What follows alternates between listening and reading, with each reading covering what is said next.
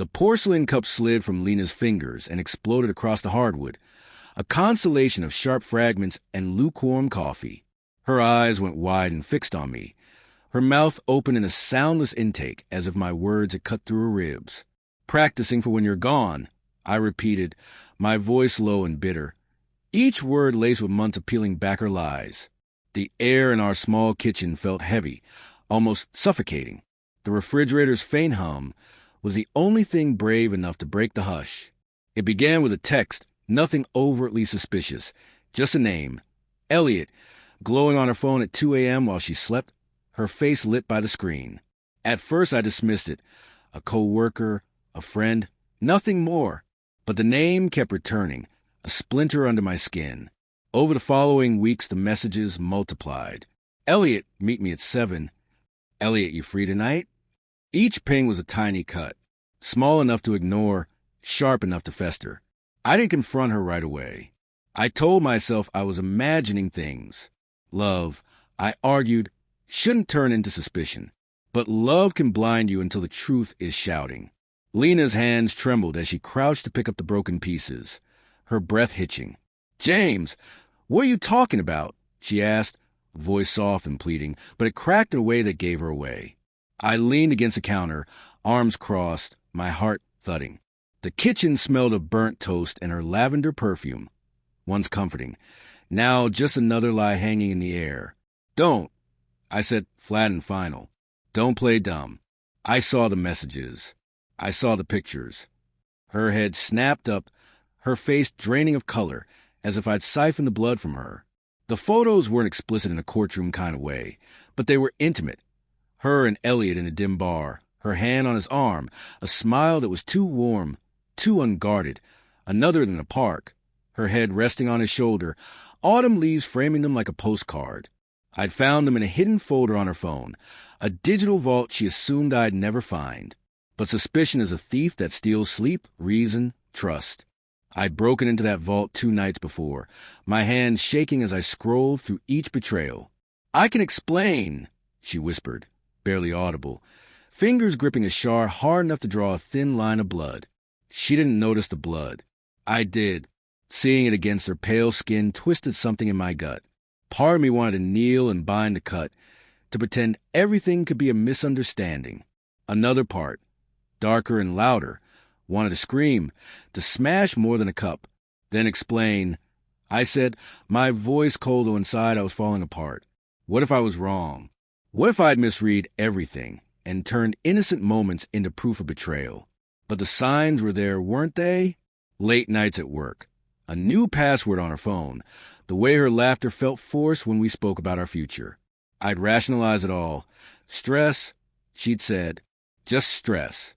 But the truth had been clawing its way out, and now it was raw and undeniable. Lena dropped the shard and rose, tears welling. "Elliot's just a friend," she said steadier, as if she practiced a line. "We've been working on a project. You know how demanding my job is." Her words were plausible, polished, like a script. I wanted to believe her. I truly did. But the way her gaze flicked aside and the way she twisted the hem of her sweater told another story. A friend. I barked, a hollow, bitter sound that ricocheted off the tiles. "You don't laugh like that with friends, Lena. You don't hide photos of friends." I stepped closer, and my shadow fell over her. She flinched. Not from fear of me, I realized, but from the truth I was dragging into the open. "Tell me," I said, my voice breaking despite myself. "When did it start? How long have you been lying?" She shook her head, tears overflowing and streaking her cheeks. "It's not what you think," she stammered, voice splitting. "I swear, James, it's not." But her words were fragile, a house of cards collapsing under my stare. I wanted to grab her, to shake the answer out of her, but my hands stayed clenched at my sides, nails biting into my palms. The pain kept me steady, kept me from unraveling entirely. "Then what is it?" I asked, quieter now, almost pleading. I'd spent months convincing myself I was the crazy one, that she'd never do something like this. But I'm not crazy, am I? My voice rose, trembling with all the hurt and fury I'd bottled up. "I trusted you. I built my world around you. The words choked me, but I forced them out. Lena sank into a chair, burying her face in her hands, sobs shaking her shoulders. The kitchen shrank. The walls seemed to close in. The air felt thick with the smell of coffee and the metallic tang of regret. I didn't mean for it to happen, she muffled.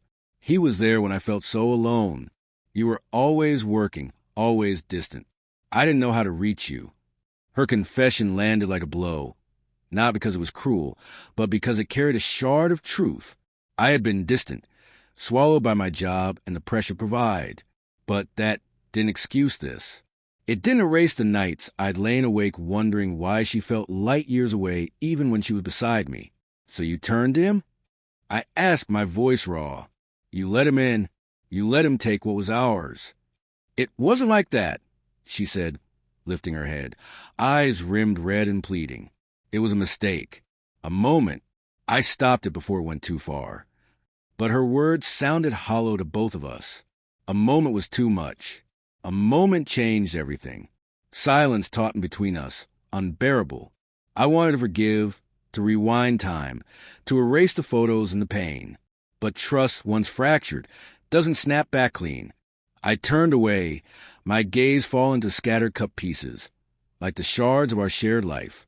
I need time, I whispered finally, voice barely there.